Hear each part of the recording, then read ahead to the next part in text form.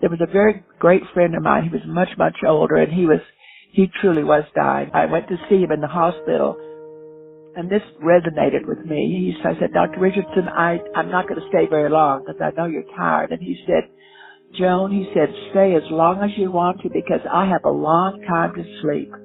And I thought, what a great attitude. I want to have that attitude. And he died about a week or so later. He was very old, but I thought, he had a great attitude, and it resonated with me.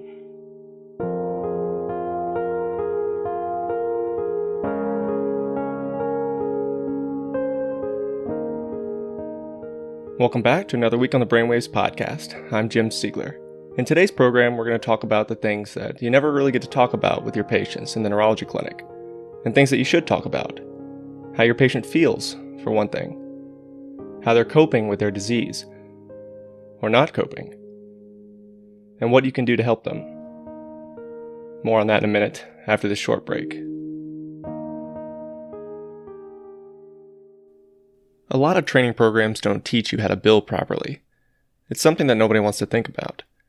Whether a patient should be billed at a level 3 or 4 or 5, the difference might be as small as documenting your own interpretation of an MRI, but there could be more than a twofold difference in payment.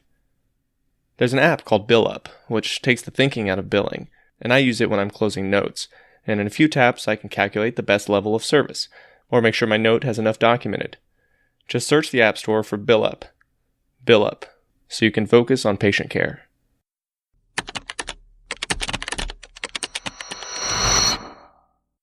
If I were to tell you that you're more likely to get depression than you are to lose weight if you tried, that would be really sad.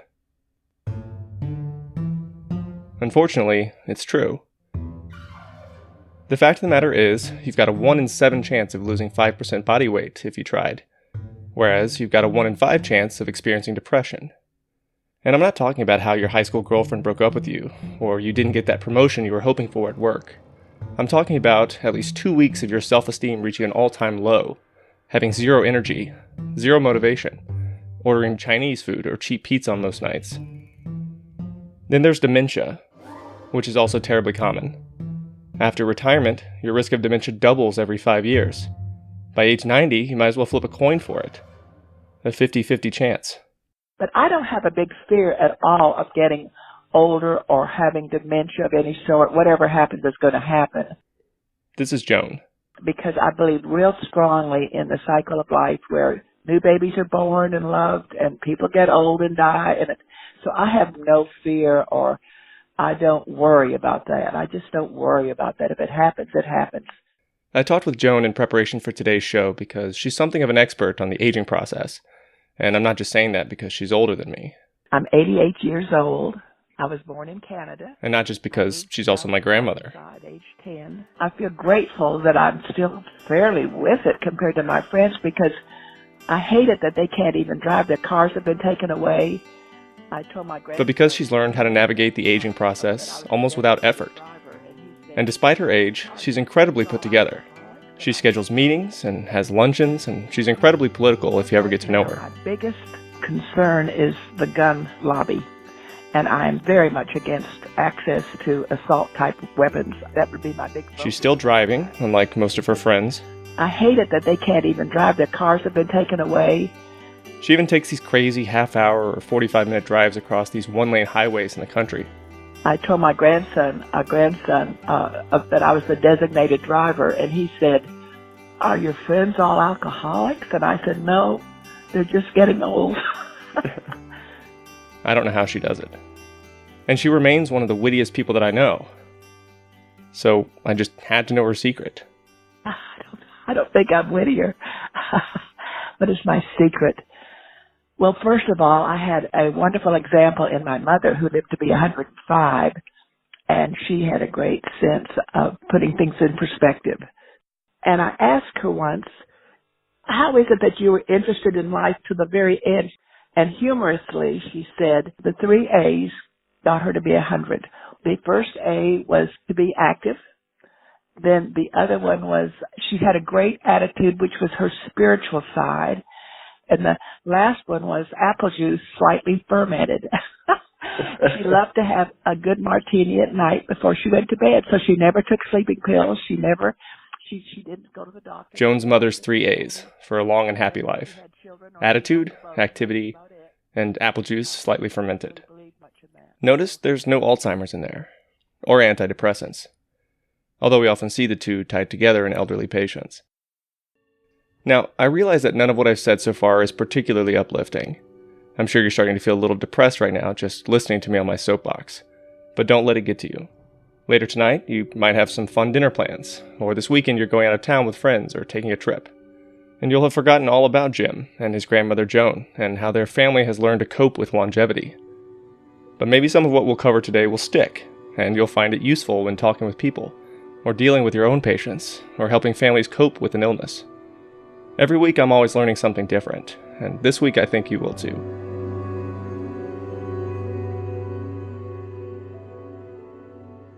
Before we get started, a quick word on terminology. Dementia is not a disease, but rather a neurologic diagnosis, and it can have numerous etiologies. Alzheimer's disease, as you know, is the result of extracellular congestion of beta-amyloid plaques and intraneuronal neurofibrillary tangles. Vascular dementia is caused by chronic and progressive ischemic injury to subcortical white matter. And you've got conditions like frontotemporal dementia, Parkinson's disease with dementia, and some reversible causes like B12 deficiency or neurosyphilis, which it almost never is, but you're going to test for it anyway. There are lots of causes of dementia, and the relationship between dementia and depression does change based on which dementia type you're talking about. And then there's depression, which is a clinical diagnosis. And to be diagnosed with major depressive disorder, according to the 5th edition of the Diagnostic and Statistical Manual of Mental Disorders, you need to meet 5 of 9 criteria, meaning symptoms like feelings of worthlessness or inappropriate guilt, inability to concentrate, thoughts of death, and so on. These symptoms must cause distress or impairment in one's life. They can't just be caused by medications or other disorders, and they must be present on a nearly daily basis for at least 2 weeks. Now that we've got our definitions covered, let's talk about how depression and dementia are related. Well, there are 3 schools of thought, and none of them are mutually exclusive. In one way, some dementias alter the cellular and molecular architecture of the brain such that dementia pathology co-occurs with depression pathology. Sometimes depressive symptoms can even precede the cognitive ones.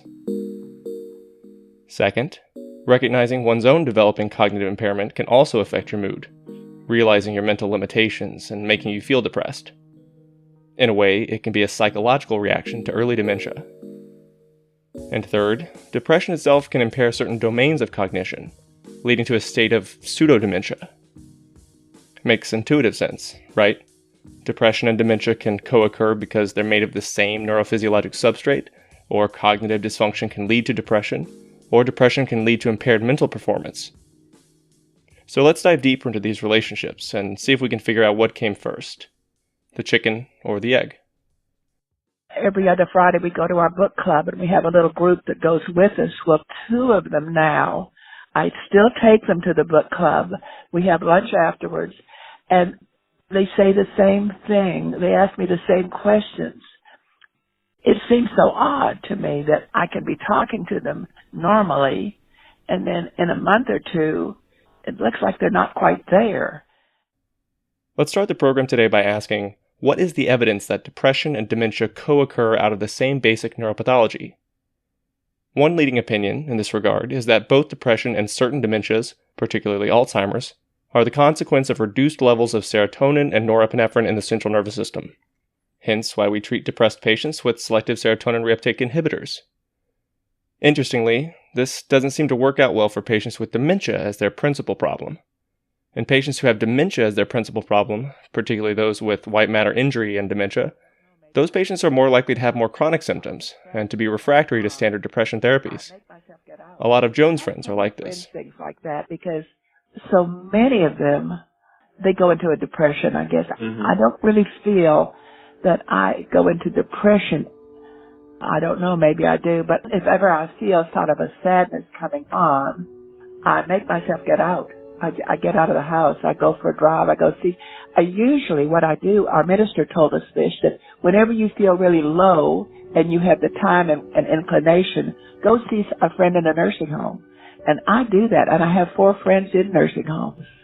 and 2 of them had dementia.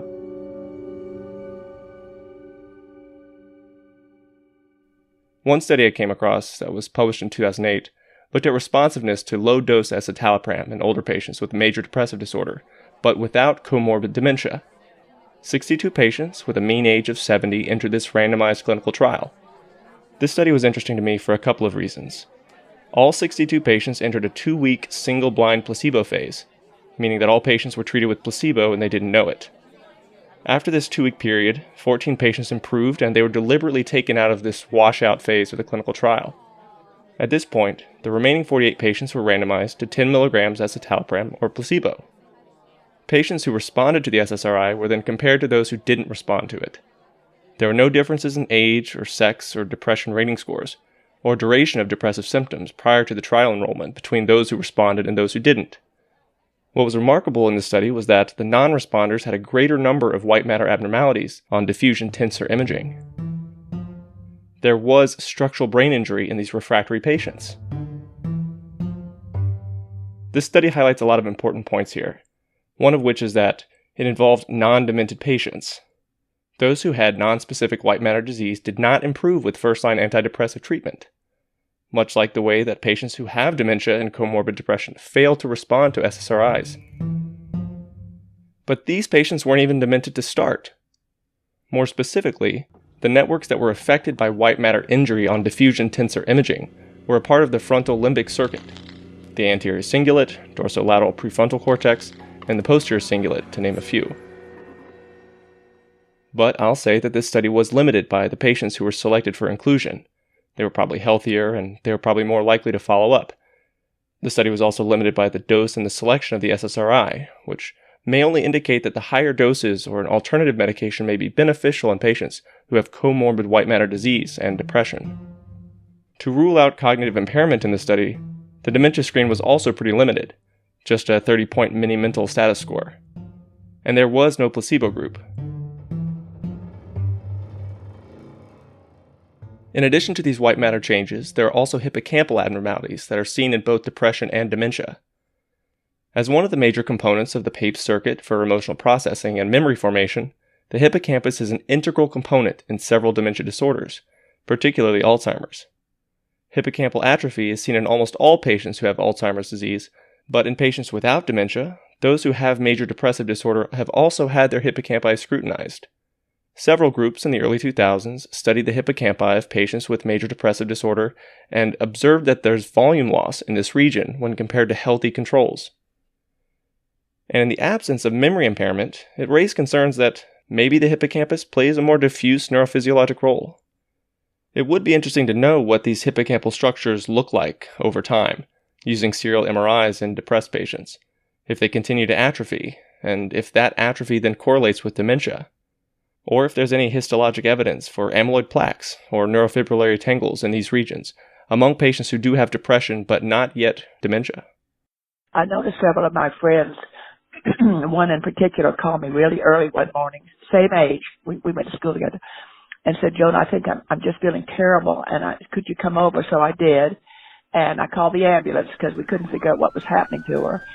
Took her to the hospital emergency room. The doctor came in. She did not know the doctor, and she said to the doctor, I don't care if I live or not, I just soon die. I knew she didn't mean it, but she said it again, and immediately, he had them take her to a mental hospital for 10 days. And I said to him, she's just saying that. She's very dramatic. And he said, I'm sorry. I take that seriously. And if she said it twice, I have to see that she gets help. And it just shocked me. The second school of thought that we talked about earlier refers to how an underlying medical condition, like dementia or mild cognitive impairment, can cause depression. And the DSM has classified this appropriately as depression due to a general medical condition. But it's worth noting that practically any medical condition, any decline in a patient's health or well-being, it can precipitate depressive symptoms, not just dementia. To give you an example, and to make matters more complicated, a patient could become depressed after having experienced his or her first heart attack. And yet, coronary artery disease is itself a significant risk factor for dementia. So might a patient who has coronary artery disease also have subclinical dementia at the time of their myocardial infarction? And this new emotional reaction to the heart attack could have just pushed them over the edge. And maybe now they're depressed. It can be really hard to tell. The third school of thought that I brought up earlier was that depression itself can lead to cognitive or functional impairment. And here's where things get a little hairy, and we're going to spend the rest of the episode talking about it. By definition, patients who have major depressive disorder should have impairment in some sort of daily functioning. They should have some difficulty with social or occupational or other domains of life due to their depressive symptoms.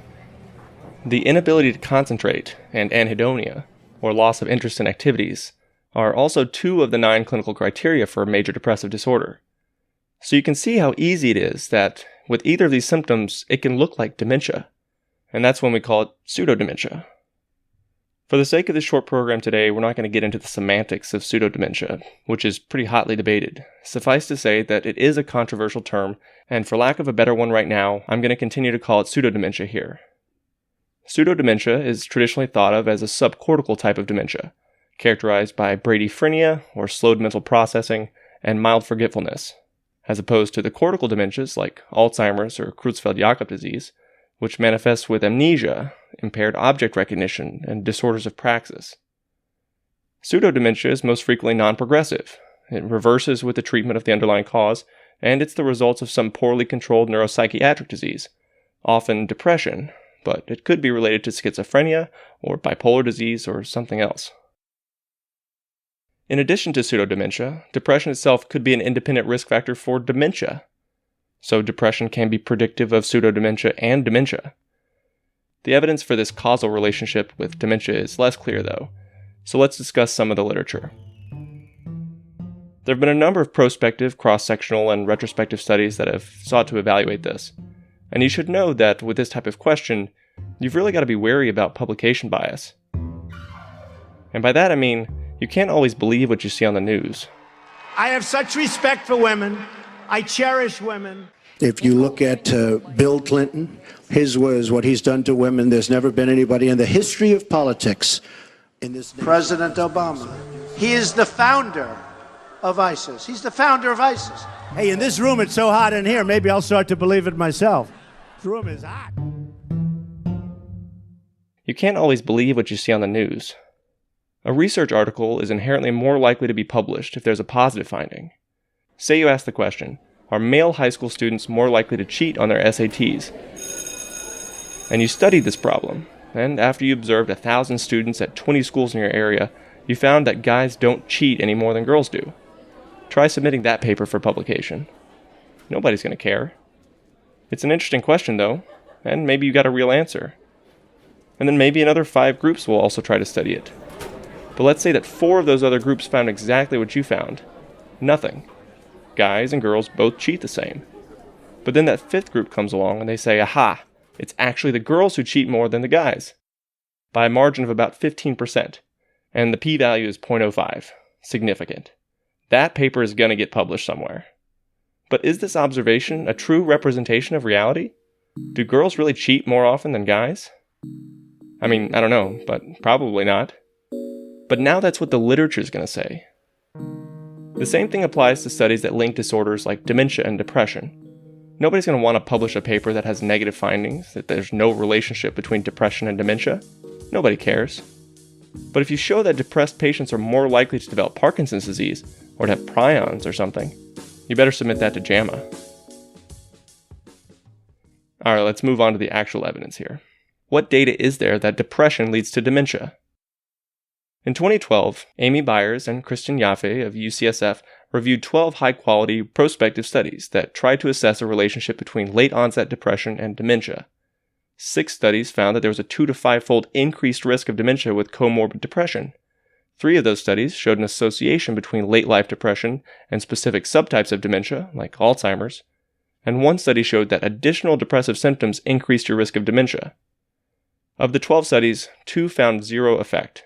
And of those 2 that were negative, 1 was underpowered in comparison to the others, and the other was thought to have a lower quality of depression screening questionnaire. So although most prospective studies at this time observed a strong and a significant relationship, there were 2 studies which failed to corroborate that relationship between depression and eventual dementia. Then again, maybe the methodology for those negative papers was not as robust as the methodology for the positive ones. Taking it a step further, there have been other meta-analyses that have shown that depression increases one's risk of developing dementia, and this risk is about twofold. I would think depression sort of makes you begin to want to give up. And I don't ever want to give up.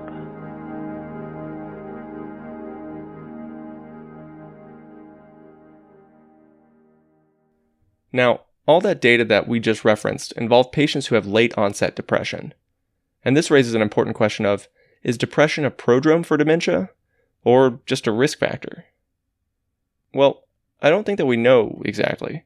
In some situations, particularly in late onset depression, as I just mentioned, when dementia follows shortly thereafter, you could convince yourself that depression seems prodromal.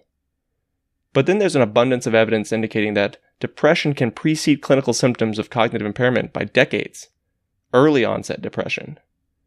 The biologic plausibility that depression in these cases is caused by the same histopathological or chemical process as dementia now seems a lot less likely. The relationship persists, however. Patients with early onset depression, they're still at a higher risk of developing dementia much later in life, about 2 or 3 times as likely as their non-depressed friends are. And as with most other risk factors in medical disease, the less controlled that risk factor is, the more likely the outcome will be. At least one study, to my knowledge, has determined a dose-response relationship between the number of major depressive episodes and the risk of dementia in later life. In that 2010 prospective observational study by Dotson and colleagues, 1,239 elderly adults were followed for a median of 25 years. Each depressive episode experienced by these patients increased the risk of developing dementia of any type by 14%. 14% per episode of depression. And more symptoms of depression also correlated with a higher risk of dementia. Frequency and severity of depression predicted later dementia. I don't know. Maybe 14% doesn't sound like a lot to you. You miss 14% of questions on a test and you only get a B. But that's for every episode over a 25-year period. 2 episodes and you've got a C-. 5 bouts of depression and now you're failing. Let's say you have only 1 depressive episode every 2 years. That doesn't sound all that bad, I guess. But now you're at a 175% increased risk of developing dementia by the end of the study.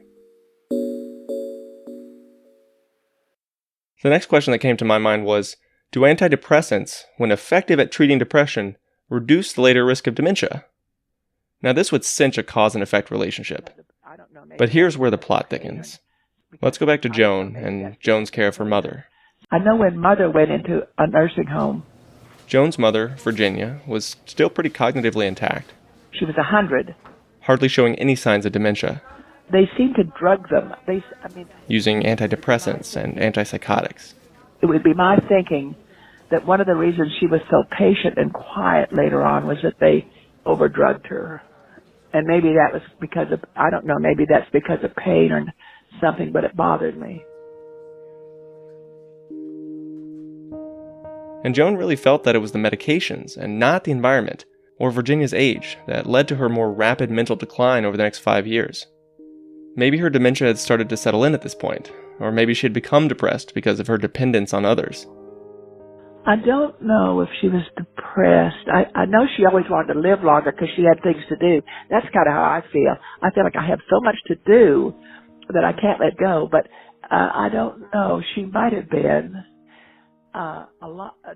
Honestly, it was probably a little bit of everything, and not the short-term use of antidepressants that contributed to this particular case, to Virginia's cognitive decline. But over the long term, could it be that medications like antidepressants influence the risk of dementia? Let's first consider the results of the longitudinal Framingham Heart Study, a 17-year prospective cohort. In that study, the risk of all-cause dementia was strongly associated with premorbid depression, and this risk did not seem to be attenuated with antidepressant use. So, some pretty good evidence. No difference whether the patients were treated or not for their depression. Since that study, which was published in 2010, other data has become available that may not be as neutral as that initial study. Lee and colleagues conducted a retrospective review of over 5,000 cases and 5,000 control patients in Taiwan back in 2016, and they found that patients who were treated with tricyclic antidepressants were at a 76% lower odds of developing dementia, whereas other treatment modalities, SSRIs, MAOIs, and other medications, actually increase the risk of dementia in depressed patients versus the healthy controls. This finding was corroborated by a large Danish cohort in 2009 and another small American cohort in 2017.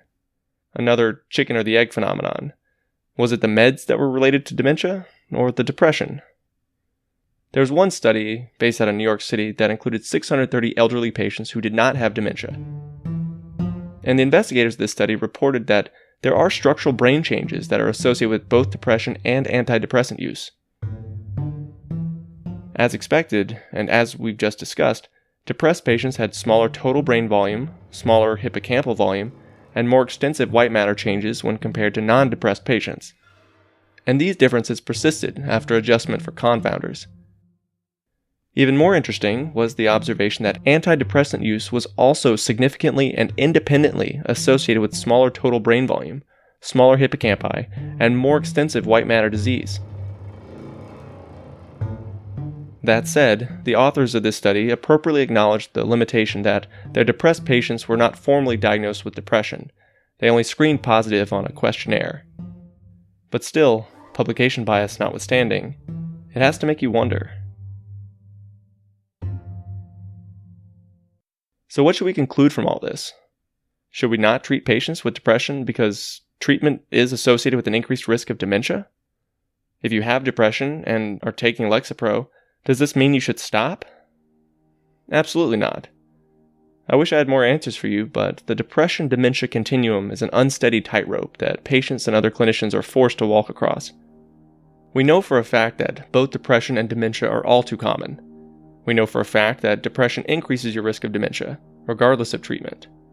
And we actually may be starting to think that treating the depressive symptoms may increase that risk. On the other hand, we know for a fact that many patients with depression will respond to SSRIs and to monoamine oxidase inhibitors. And if left untreated, we know for a fact that depression can dramatically limit a person's quality of life. But the risks and benefits of any treatment must always be weighed. There are other potential side effects, medication interactions, and consequences of antidepressant use that we didn't even touch on in today's program. And all these things must be considered before you, as the physician, start to throw Prozac at all your problems. There's more to being a physician than being a pharmacist. And I know it sounds cheesy now, but I think it's so important to cultivate a meaningful relationship with your patients, to engage in their interests. One big one is my church. I'm interested in my church. It's so important to help your patients remain motivated and active. And I don't ever want to give up. To encourage them to maintain a positive attitude. And I thought, what a great attitude. I want to have that attitude. I thought. And if it works for you, maybe an evening cocktail. Last one was apple juice, slightly fermented. She loved to have a good martini at night before she went to bed, so she never took sleep. I don't know. Maybe there is something about Joan's 3A's that we can all learn from. And I look back on part of my life, and I realize that being interested in things kind of makes life, purposeful.